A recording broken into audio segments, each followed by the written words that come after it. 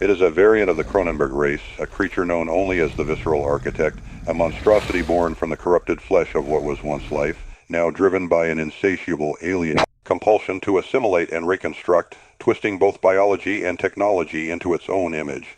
It does not merely devour, it integrates. Its victims are not food, but raw materials.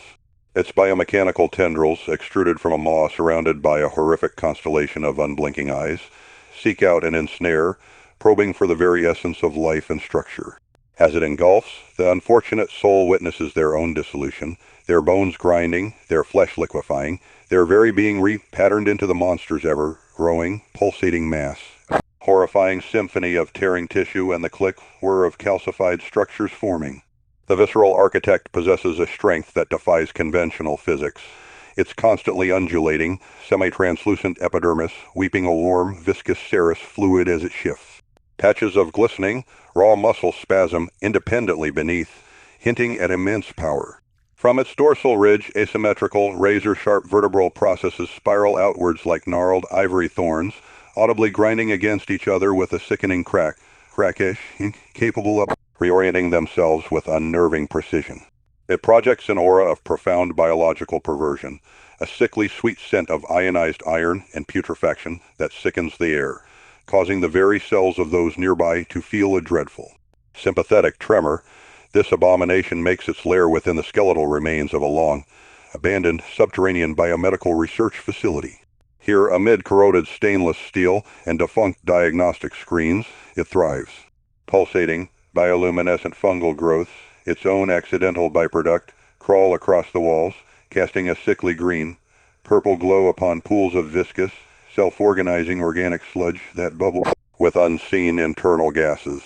It incorporates the very infrastructure of its domain, the fractured concrete, the discarded components into its living biomechanical anatomy, expanding its grotesque, self-assembling, organic, industrial construct with every captured piece of technology and every absorbed life.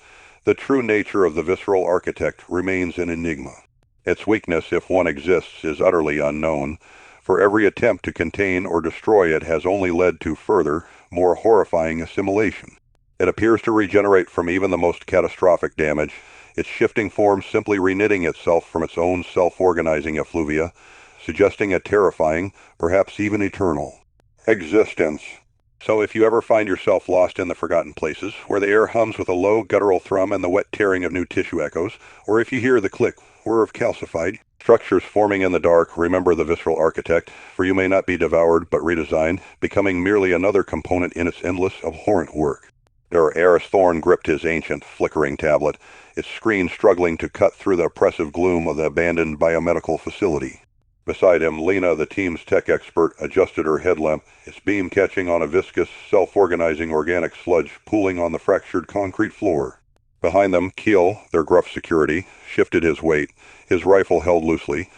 Still nothing but static, Lena muttered, tapping her comms unit. No external comms, no internal schematics, dead as a tomb, perhaps Eris replied, his voice a low rumble. But a tomb that whispers, he gestured to the faint sickly green, purple glow emanating from pulsating, bioluminescent fungal growths that crawled across corroded stainless steel walls. The air, thick with the scent of ionized iron and a cloying putrefaction, seemed to press in on them.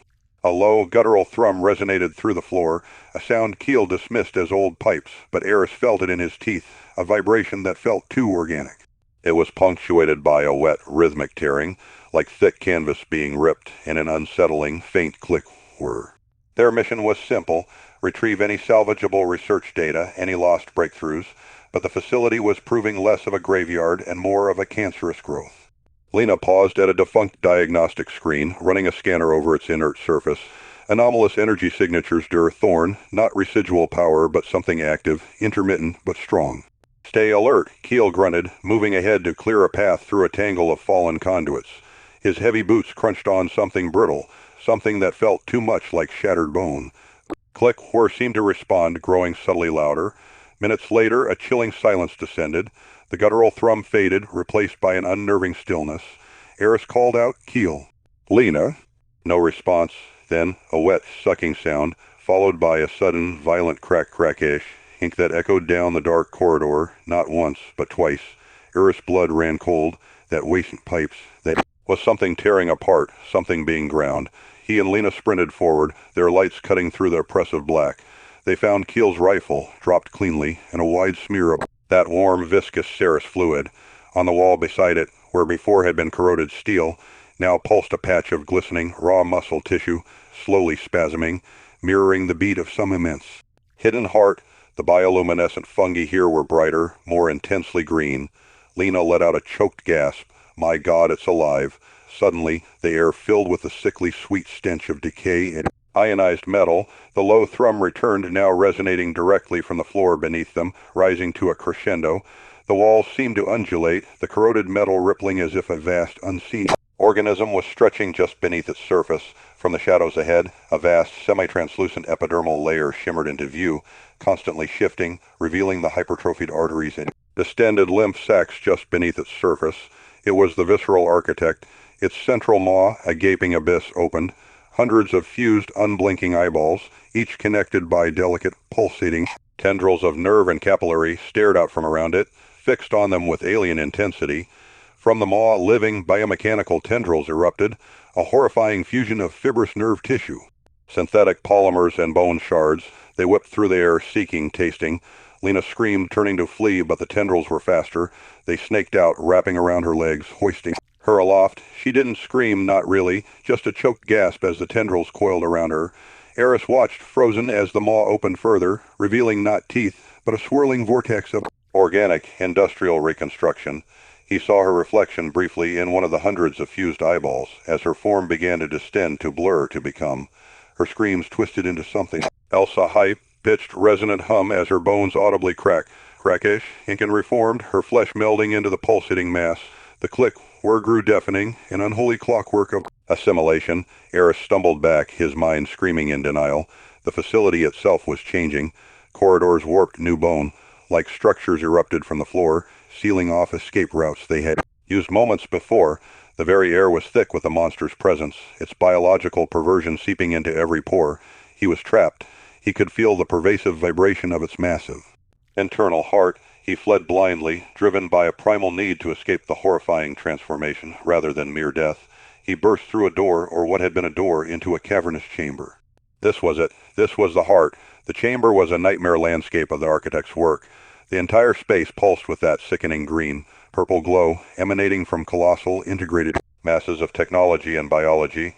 Massive server racks were partially swallowed by mounds of glistening muscle and bone, their cables replaced by distended arteries, their circuits by complex nerve networks. Discarded diagnostic tables were now grotesque bones, spiked altars, still dripping serous fluid. Humanoid shapes, distorted and stretched, were partially assimilated into the walls, their faces frozen in expressions of eternal agony, their limbs half-transformed into a new horrific purpose. And at the center, immense, was the architect itself, a vast undulating mountain of flesh and bone, its dorsal ridge a forest of spiraling, razor-sharp vertebral processes, constantly grinding against each other with a sickening crackish ink, its hundreds of unblinking eyes, some size of dinner plates, fixed on Eris, their collective gaze a burning alien intelligence. More tendrils, thick as a man's torso, woven with gleaming metal and sharp bone shards, were weaving structures, extruding more raw material from pools of viscous sludge. There was no escape. The realization washed over Eris with the suffocating weight of certainty. This waste in a creature that merely lived in the facility. It was the facility, and the facility was perpetually becoming more. He could feel the vibrations of its presence, the faint, sickening tremor in his own cells, as if his very body was beginning to echo its perverse rhythm. The click, whir was the last sound he heard before the tendrils closed around him, pulling him into the embrace of the visceral architect, not to die, but to be reinvented, to become a single, screaming neuron in the monster's ever-growing, monstrous consciousness, an eternal testament to its abhorrent art. The visceral architect lay quiescent in the suffocating embrace of its domain, a vast, subterranean cathedral of decay and perverted life. Its colossal form, a shifting mountain of diseased flesh and calcified bone, melted into the oppressive gloom, an impossible shadow among shadows. Along its undulating dorsal ridge, razor-sharp vertebral processes like gnarled ivory thorns spiraled outwards, their amber-colored marrow, caps pulsing faintly with an internal light. Beneath its semi-translucent epidermal layer, a horrifying map of hypertrophied arteries and distended lymph sacs pulsed and writhed. a liquid agony of movement that occasionally caused sections of the skin to retract, exposing patches of glistening, raw muscle tissue that spasmed with the slow, deliberate rhythm of a forgotten, immense heart. A warm, viscous serous fluid wept continuously from its surface, pooling in depressions around its gargantuan bulk, mixing with the viscous, self-organizing organic sludge that covered the fractured concrete floor. The very air here was a tangible thing, thick with the scent of ionized iron, a cloying sweetness of putrefaction, and something else, a metallic tang that spoke of fresh, raw tissue and the slow, inexorable march of a biomechanical plague. A low, guttural thrum resonated through the facility, not from the architect itself, but from the very walls, the very air, a deep, pervasive vibration that was the hum of something immensely alive. Something that was the facility. It was the sound of millions of bioluminescent fungal growths, sickly green and purple, clinging to corroded stainless steel walls and defunct diagnostic screens, their collective energy a silent song. It was the ambient chorus of the sludge pools, bubbling with the release of unseen internal gases, each pop and sigh a part of the greater symphony. And beneath it all, barely audible, yet ever present, was the wet, rhythmic tearing of new tissue being extruded somewhere within the architect's vast, unholy form, punctuated by the faint, unsettling click, whir of calcified structures forming, growing, transforming. Then a new vibration rippled through the floor, a rhythmic, unnatural tremor. A distant light, small and tentative, pierced the perpetual twilight of the main chamber. It was Keel, his headlamp a solitary, defiant beacon against the all-consuming black. He moved with a practiced caution, his heavy boots crunching softly on discarded debris, his rifle held ready, scanning the endless stretch of ruined laboratories and twisted corridors. He was a scavenger, drawn by the desperate hope of finding anything of value in a place long abandoned, a ghost in a tomb of his own making. The moment Keel's light touched the first pool of iridescent sludge, a palpable shift occurred in the air. The visceral architect did not move, not in any discernible way. Its hundreds of fused, unblinking eyeballs, each connected by delicate, pulsating tendrils of nerve and capillary surrounding its central gaping maw, focused with an unnerving, multi-faceted precision.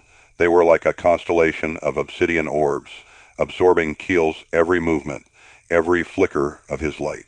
The biomechanical tendrils that normally extruded from its maw, seeking discarded technology to integrate, remained withdrawn, coiled and patient within the horrifying orifice. The crack-crack-ish of its grinding bone structures, an almost constant background noise to its own existence, subsided to a barely perceptible whisper, as if the very act of observation required utter silence. Keel stopped, his breath catching in his throat. The air, already thick, seemed to grow heavier, pressing in on him. The scent of ionized iron and putrefaction intensified, coiling around him like a cold, wet shroud. He raised his head, sniffing, a flicker of unease tightening the muscles in his jaw. It wasn't just the smell of decay, there was something else now, a faint, sickly sweet aroma, like overripe fruit mixed with an astringent, almost metallic tang. His beam swept across the walls, the pulsating green, purple fungal growth seeming to throb with a renewed, sickly vigor. In the depressions of the fractured concrete, the viscous, reflective sludge pools shimmered under his lamp, and for a terrifying instant, he thought he saw a dark, shifting mass reflected in one of them, too vast, too amorphous to be real. A low thrum, deeper and more resonant than any structural vibration, began to manifest. It was subtle at first, a barely felt tremor through the soles of his boots, an infrasonic hum that seemed to bypass his ears and vibrate directly within his chest. He paused, listening intently, his light darting nervously. Was it the facility's ancient ventilation system struggling to breathe? No, this was organic, a fundamental vibration of living tissue. A prickling sensation started at the base of his skull, slowly spreading down his neck. The hairs on his arms stood on end. He felt profoundly, unnervingly, that he was no longer alone. A wet, rhythmic tearing sound, incredibly faint, drifted to him through the oppressive silence, followed by an almost imperceptible click whir. It was the sound of something being peeled apart, and then something else, hard and chitinous, locking into place. Keel froze, his heart slamming against his ribs. He couldn't place the sound, couldn't identify its source, but it filled him with an instinctive revulsion, a primeval fear that whispered of things that should not be. He peered into the gloom, straining his eyes. The green, purple light from the fungi seemed to pulse with a slightly different rhythm now, a subtle ebb and flow that hinted at something immense and dark moving, or perhaps just breathing, just Beyond the reach of his headlamp, the visceral architect remained motionless, a silent, all-encompassing predator. Its vast, multi-eyed gaze meticulously mapped Keel's every twitch, every shiver. The faint, almost subliminal crackish ink of its shifting bone structures had begun again, a hushed, grinding murmur that seemed to come from everywhere and nowhere, a sound that drilled into Keel's deepest anxieties. He clenched his jaw, swallowing hard. The thrumming grew more insistent, a low, guttural growl felt rather than heard, a pulse that resonated with the frantic beat of his own blood. He took a tentative step backward, his boot scuffing against something soft and slick on the floor. He didn't look down. He just knew, with an absolute certainty that chilled him to the marrow, that something ancient and monstrous was watching him from the depths of this putrid darkness. And it was waiting. Always waiting. The low, guttural thrum that had been a constant, oppressive companion for what felt like an eternity suddenly swelled, no longer a distant resonance, but a vibration that clawed its way up through the fractured concrete, rattling the very teeth in the solitary figure's skull. The air, already a cloying miasma of ionized iron and stagnant putrefaction, grew heavy, thick with an invisible electric charge. Pools of viscous, self-organizing organic sludge, eerily reflective in the sickly green, purple glow cast by the pulsating fungal growths, rippled violently, no longer from the release of unseen internal gases, but from a profound seismic disturbance, deep within the facility's decaying skeleton. A sound previously muffled by distance now sharpened into an immediate sickening reality, the wet, rhythmic tearing of new tissue being extruded closer than ever before, punctuated by the faint, unsettling click, whir of calcified structures forming, a mechanical clockwork of bone and gristle coming together in the dark. The faint light ahead, where a corridor opened into a larger chamber, seemed to dim, as if an unseen, colossal mass had swallowed the anemic luminescence. Then, without warning, the world exploded. It wasted a stealthy approach nor a creeping dread. It was an atrocity made manifest, a wall of pure, unadulterated nightmare that burst from the shadows. The very air shrieked, displaced by something immense, something that defied all laws of anatomy and reason. The figure, previously frozen in a crouch, its breath catching in a ragged choke, could only watch, transfixed by a terror so profound it seized the heart in a frozen vise. From the churning, bioluminescent gloom of the chamber, it emerged, the visceral architect. It was colossal, a mountainous abomination of flesh and bone. Its constantly undulating, semi-translucent epidermal layer was the first horror, weeping a warm, viscous serous fluid that glistened with an unholy sheen, revealing a shifting, labyrinthine network of hypertrophied arteries and distended lymph sacs just beneath the surface. As it moved, this skin seemed to retract in sections, peeling back like a living curtain, exposing patches of glistening, raw muscle tissue that spasmed independently, mimicking the slow, deliberate pulse of a giant internal heart. The air now reeked not just of decay, but of that strange, warm, metallic fluid, a smell of open, living wounds on an impossible scale. Terror, primal and absolute, seized the figure. Its eyes, wide and unfocused, darted across the nightmare before it, trying to comprehend, to reconcile, to deny. But there was no denying the exaggerated, externalized bone structures that protruded from the creature's dorsal ridge. These were not supports but grotesque, calcified weaponry, asymmetrical, razor-sharp vertebral processes that spiraled outwards like gnarled ivory thorns, tipped with glistening, amber-colored marrow caps. They were not static even as it lunged. They slowly, audibly ground against each other with a sickening crackish sound, capable of shifting and reorienting themselves with an unnerving precision, preparing for impact. And then the maw, a central gaping abyss, not merely a mouth but a portal, surrounded by what appeared to be hundreds of fused, unblinking eyeballs. Each orb, milky and dead, was connected by delicate, pulsating tendrils of nerve and capillary, like some monstrous, blind bouquet. The light from the fungal growths reflected in their glassy surfaces, creating a kaleidoscope of unspeakable horror. From this yawning void, living, biomechanical tendrils writhed, thick as cables, a horrifying fusion of fibrous nerve tissue, synthetic polymers, and bone shards, reaching, seeking, already beginning to click, whir, and self-assemble, preparing to integrate. The visceral architect did not hesitate. It did not stalk, it simply attacked, with a sound like a collapsing cavern, a thunderous impact, thud that shook the foundations of the dead facility. The creature launched itself forward. It was not a run, but a grotesque rippling lunge, its immense weight propelled by those independently spasming muscles, its weeping, translucent skin blurring into a sickening wave of organic horror. The ground bucked under the solitary figure's feet, throwing it off balance. A choked cry tore from its throat, a sound quickly swallowed by the roaring gale of the creature's charge. There was no time to react, no space to evade. The sheer scale of the visceral architect's frontal assault was annihilating. The air was ripped from the figure's lungs as the monstrous form engulfed it, a wet, crushing force. The sickening smell of the serous fluid was overwhelming, a hot, metallic steam that burned the nostrils. The brief struggle was an echo in the face of overwhelming power. The figure instinctively threw up an arm, a futile gesture against a force that could level mountains. Its hand met not firm flesh, but the slick, undulating surface of the creature's epidermal layer, feeling the shuddering network of hypertrophied arteries beneath, the hot wetness of the weeping fluid instantly soaking its skin. A scream tore from its throat, raw and desperate as it was lifted, twisted, and slammed against a corroded stainless steel wall. The impact rattled its very bones, driving the air from its lungs in a painful gasp. The world spun, a dizzying blur of green, purple light, and the impossible geometry of the monster. The razor, sharp vertebral processes with their amber-capped thorns, were terrifyingly close, grinding against each other with that nauseating crackish, shifting, reorienting, preparing to strike. The hundreds of unblinking eyes of the central maw stared, devoid of thought, yet filled with an awful, consuming hunger. And from that maw, the biomechanical tendrils shot forth, agile and impossibly strong. One wrapped around the figure's leg, not just gripping but integrating, its bone shards and synthetic polymers digging into flesh, attempting to fuse to absorb. Another lashed out, coiling around its torso, compressing its ribs with an agonizing, escalating pressure. The figure clawed at the tendrils, its fingers slipping on the slick, living surface of the monster, its strength fading against the creature's immense power. Every spasming muscle, every shifting bone, every weeping pore of the visceral architect was focused on this singular, devastating act. The click, whir of new calcified structures forming within the tendrils echoed in its ears, a final, horrifying symphony. Desperation was a wildfire, but it had nothing to burn. There was no escape. The visceral architect was not playing, it was consuming. The struggle lasted mere heartbeats, a fleeting spasm of defiance against a force of nature, twisted into an abomination.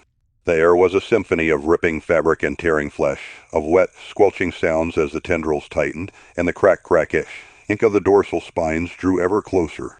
The last thing the figure saw was the abyss of the maw, its many dead eyes reflecting the dying, sickly light, before the world collapsed into an unspeakable, all-consuming darkness.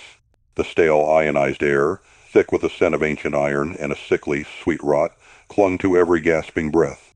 Above, the pulsating, bioluminescent fungal growths painted the corroded stainless steel walls in a sickening tapestry of green and purple, a macabre light show for the horror unfolding. The low, guttural thrum that was the visceral architect's omnipresent heartbeat filled the vast, cavernous chamber, a bass note of primal dread that vibrated through bone and sinew. Its captured prey, a nameless, broken form of humanity, hung suspended by grotesque tendrils, a living marionette held aloft above a pool of viscous, self-organizing organic sludge that mirrored the dim, unsettling glow, bubbling occasionally with unseen internal gases. The architect moved, its colossal form a nightmare of undulating flesh and calcified bone. Its semi-translucent epidermal layer shimmered, weeping a warm, viscous serous fluid that dripped on to the fractured concrete floor with soft, wet splats. Beneath this weeping skin, a labyrinthine network of hypertrophied arteries and distended lymph sacs pulsed and shifted, a horrifying, living map of its internal workings. As it drew closer, sections of its skin retracted, peeling back like morbid petals to reveal patches of glistening, raw muscle tissue that spasmed independently, mimicking the slow, deliberate pulse of a giant internal heart. It was watching its central maw, surrounded by hundreds of fused, unblinking eyeballs, swiveling slightly, each orbed horror connected by delicate, pulsating tendrils of nerve and capillary. The sheer overwhelming number of eyes, fixed in an unblinking stare, was a violation in itself, stripping away any last vestiges of privacy, of self. A soft crack-ish hink echoed through the chamber as the exaggerated, externalized bone structures protruding from its dorsal ridge, like gnarled, ivory thorns tipped with glistening. Amber-colored marrow caps slowly ground against each other. They shifted, reorienting with unnerving precision, not for support, but for display. For intimidation, the architect was not merely approaching, it was orchestrating, it was playing.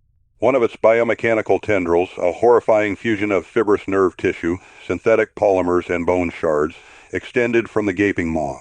It did not strike immediately. Instead, it moved with a horrifying delicacy, testing the air, then tracing the outline of the victim's face, a cold, dry touch that sent shivers of revulsion down the spine. The hundreds of eyes collectively narrowed, an expression akin to curiosity, or perhaps anticipation. Another tendril, thicker and tipped with a shard of what looked like repurposed rusted metal, slid down the victim's torso, pressing lightly against the ribs, feeling the frantic, shallow beat of the heart within. The low thrum of the architect deepened, a purr of monstrous contentment. Then the true horror began. The first tendril, the delicate one, moved lower expertly. There was a faint snick as it severed a small, insignificant part of the victim's body, a finger. The scream that ripped from the victim's throat was not just of pain, but of a profound, shattering understanding. The architect wanted to hear it. The severed digit, still twitching, was brought slowly, deliberately to the maw. The victim watched helpless as the fused eyeballs seemed to dilate slightly. The maw opened wider, revealing an obsidian throat, and with a wet, gurgling sound, the finger was gone. There was a faint, unsettling click, were from within the architect, a sound of calcified structures forming, of energy being processed. It was a sound of satisfaction. The tendrils retreated momentarily, leaving the victim suspended, bleeding and gasping. The air now carried a fresh, metallic tang, mingling with the putrefaction. The raw muscle patches on the architect's body pulsed faster, almost greedily. The crack-crack-ish of its dorsal bones resounded again as it shifted its immense weight, positioning itself like a gourmand settling in for a long, exquisite meal. This time a thicker tendril, serrated with bone shards, plunged inward, not a clean cut, but a brutal, tearing force. The victim bucked against the tendrils holding them, a desperate, animalistic cry echoing through the chamber. The sound of tearing flesh was sickeningly clear, a slurp followed by a wet thwack. A segment of the thigh, stripped to the bone, was ripped away. The victim's legs convulsed wildly, then went slack, dangling uselessly. Blood, thick and dark in the dim light, gushed onto the fractured concrete, steaming slightly on the cold surface. The tendril, now slick and glistening with crimson, presented its morbid offering to the maw. The hundreds of eyes observed the victim's agony with unwavering attention as the maw opened, slurping the raw flesh inside. Again, the soft click whir, consciousness flickered, threatened by the abyss of shock, but the architect, in its perverse wisdom, seemed to know how to maintain it. A surge of agony would bring the victim back, sharp and searing. The air vibrated with the monster's thrum, now almost a low chuckle. The viscous serous fluid continued to weep from its undulating skin, and a drop, warm and thick, landed on the victim's cheek, feeling like a tear from the monster itself. The feast continued, piece by agonizing piece, a forearm, then a shoulder. Each tear was accompanied by a fresh, ungodly shriek, a desperate sob from the victim, which the architect seemed to savor, its entire form vibrating with a horrifying resonance. The wet, rhythmic tearing sounds mingled with the squishing of consumed flesh, and the low, guttural thrum that never ceased. The bioluminescent fungi cast long, dancing shadows, turning the scene into a living nightmare tableau. The victim's body, now little more than a mangled torso and a single dangling arm, trembled violently. Breathing was a ragged, painful rasp. The world narrowed to the horrifying spectacle of the gaping maw, the unblinking eyes, and the endless, agonizing consumption of self. The remaining tendril holding the victim's head tilted it upwards, forcing the gaze to meet the hundreds of eyes, to witness the finality. One last thick tendril extended, covered in suction, cup, like protuberances and tipped with a gleaming, curved bone shard. It moved with chilling slowness, approaching the chest, where the final, desperate beats of a heart struggled. The victim's eyes, wide with terror and an understanding of absolute defeat, stared back into the myriad, unfeeling orbs of the architect. The air grew heavy, thick with the scent of blood and impending demise. There was no more screaming, only a silent internal scream that echoed the terror in the chamber. With a final, brutal rip, the tendril plunged, tearing through bone and organ. The last ragged gasp escaped the victim's lips, a wet, rattling sound that quickly faded into nothing. The body went limp, its last spark of consciousness extinguished by the unbearable, all-consuming pain. The tendril retracted, bringing the final, bloody offering to the maw. A draw, now slurp echoed, followed by a profound, settling click whir. The visceral architect settled back, its low thrum filling the now silent chamber, its internal muscles still pulsing, its bone structures slowly ceasing their grinding, leaving only the soft drip, drip, drip of serous fluid and the bubbling of the viscous sludge. The feast was over.